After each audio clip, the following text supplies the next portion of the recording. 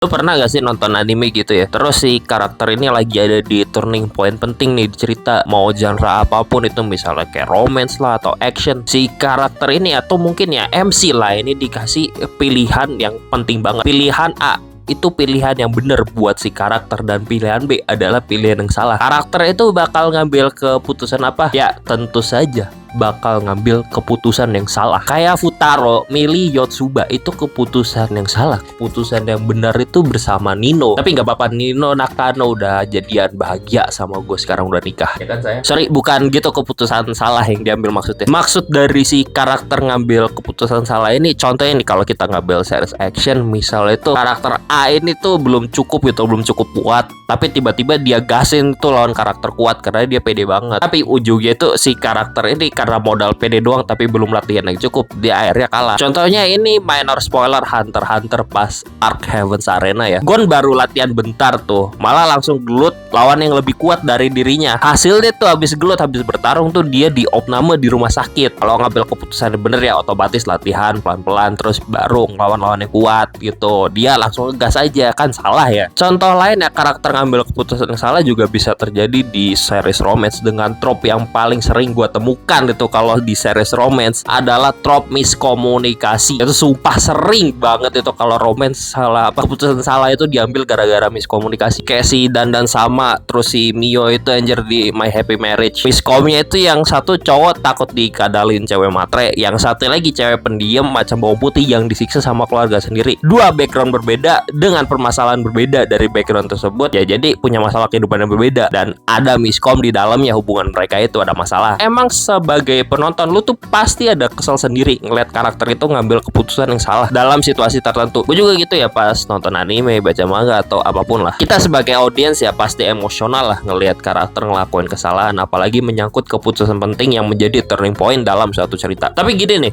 coba kita posisikan diri sebagai karakternya di dalam cerita. Misalnya lu bayangin lu jadi karakternya, lu pahamin sifat, watak dan hal lainnya. Nah setelah lu bayangin jadi karakternya dan lu ngebayangin ada di posisi karakter tersebut yang ngambil keputusan penting, tentu aja itu susah banget pasti ya buat ngambil keputusan yang benar. Hal ini tuh terjadi karena ya si karakter gak tahu keputusan mana yang benar, keputusan mana yang salah. Kita sebagai audiens tahu keputusan mana yang benar, soalnya mandang cerita itu dari pihak ketiga, third person. Ya otomatis kita tahu segala informasi yang ada di dalam cerita. Karakter sebagai pihak pertama, first person, gak kayak lu, dia nggak tahu segala informasi yang ada di dalam cerita. Jadi wajar aja kalau karakter ngambil keputusan yang salah. Gak usah ngambil contoh karakter fiksi, lu pada juga di kehidupan nyata kalau misalnya disorotin dua pilihan penting ya lu bakal susah milihnya kan, lu gak bakal tahu itu keputusan mana yang benar, keputusan yang salah kan. Anyway, buat gue pribadi nih ya, karakter kalau nggak ngelakuin kesalahan sama sekali itu cerita anime atau manganya ntar malah kurang gitu loh, malah boring. Kenapa? Soalnya itu karakter terlalu sempurna. Gue jujur gak terlalu suka sama karakter yang flawless banget, apalagi dalam konteks pembuatan cerita itu lagi serius. Kasih gue karakter yang punya kekurangan biar ceritanya gak boring, dan salah satu cara menunjukkan kalau karakter itu punya kekurangan ya adalah mengambil keputusan yang salah. Sehingga ya biar ceritanya menarik, biar gak boring ya karakter itu ambil kesalahan. Kalau buat gue pribadi ya sih, karakter kalau flawless banget tuh yang ngambil keputusan selalu bener, itu ceritanya gak ada rasa-rasanya. Apalagi dari awal cerita sampai akhir cerita itu dia perfect banget, itu kayak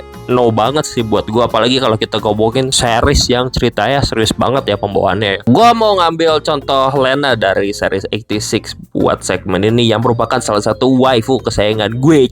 Oh ya, ini gue juga bakal ngomong general banget tentang si Vladi Lena dari series 86 ini karena gue pengen lu pada buat tonton series 86 gitu. Jadi aman, no major spoiler di bagian ini. Gini, yang ngebikin karakter Lena menarik buat gue pribadi adalah dia melakukan kesalahan dan selalu belajar dari kesalahannya. Dalam cerita 86, Lena adalah sebuah commander dari Spearhead Squadron yang memimpin mereka dari jarak jauh pakai Discord call pada saat bertarung melawan musuh. Singkat cerita, dia ini diperkenalkan sebagai sosok yang idealis tapi terlalu naif. Gampangannya nggak napak tanah lah, nggak relate sama pasukan 86 nya. Dan hal ini ngebuat Lena pada satu bagian cerita di call out gitu loh sama salah satu karakter pas ngebuat kesalahan yang berkaitan sama mindsetnya dia itu tadi. Ujungnya ada turning point di cerita yang ngebikin Lena sadar akan kesalahannya. Lena ini tetap idealis mempertahankan mindset dia, cuma lebih lebih napak tanah, dan dia nggak naif gitu pada saat mengimplementasikan idealisme, jadi eksekusinya bener. Itu yang ngebuat Lena Lena sebagai salah satu karakter favorit gue, salah satu waifu terbaik gue, salah satu waifu kesayangan gue, Vladi Lena ini. Dan ini reminder buat lu pada buat nonton 86. Tapi bang, hubungannya Lena sama biar ceritanya gak boring itu apa? Ya tentu aja pas Lena ngebikin kesalahan itu buat gue pribadi ngebikin ceritanya tambah menarik. Cerita 86 ini kayak gue tuh kesel, kok orang ini pikirannya gini, kok tindakannya gini. Itu keselnya enak, bikin gue tertarik karena gue kesel di situ. Keselnya tertarik lah. Dan cara dia menebus kesalahannya di dalam cerita itu kayak gimana, yang itu ngebikin gue tambah tertarik lagi sama ceritanya, sehingga ceritanya tambah seru buat diikutin. Sehingga contoh Lena tadi sebagai karakter yang melakukan kesalahan terus belajar dari kesalahan itu contoh apaan? Ya betul, buat karakter development. Salah satu contoh karakter development ditunjukkan adalah pada saat suatu karakter melakukan kesalahan dan cara ngehandle kesalahan yang dia lakukan pada saat itu gimana. Ada dua rute nih biasanya nih pada saat melakukan karakter development yang terjadi karena kesalahan dari suatu karakter itu. Itu pertama adalah menjadi pribadi yang lebih baik setelah melakukan kesalahan, dan ini biasanya itu buat MC, main karakter yang baik, yang orang baiknya, the good guys, menjadi lebih kuat untuk menolong yang lemah misalnya. Rute kedua itu menjadi villain. Dia belajar dari kesalahan tersebut kalau rute menjadi villain adalah jalan yang terbaik buat dirinya gitu loh, buat belajar dari kesalahannya. Kedua valid mau jadi karakter yang baik atau karakter yang jahat tergantung eksekusi dari karakter development itu penulisannya kayak gimana. Hal ini tentu aja nggak bisa dilakuin nih, kalau gue ngerasa nggak bisa dilakuin buat karakter yang